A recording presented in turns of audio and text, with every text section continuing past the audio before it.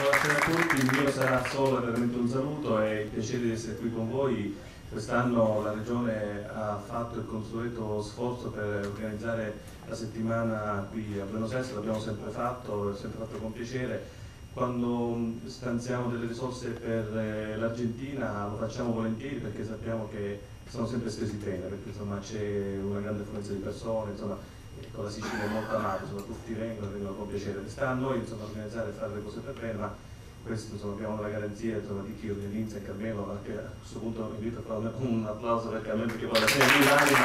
di questa non è. Vedete, voi siete qui in Argentina e spesso magari chi sta nel posto non vede un po' quello che succede fuori, diciamo, ecco, dal posto si vive. Io occupandomi tra le altre cose di corregionale all'estero vedo un po' invece quello che succede in molte altre parti del mondo dove i nostri corregionali sono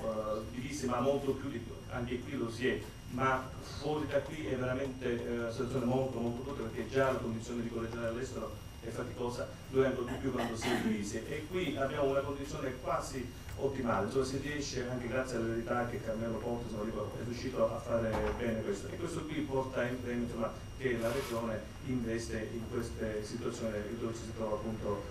in una situazione di ottimalità. Io vi auguro una buona visione e ringrazio tutti quanti per tutte le manifestazioni a cui vorrete assistere. Grazie.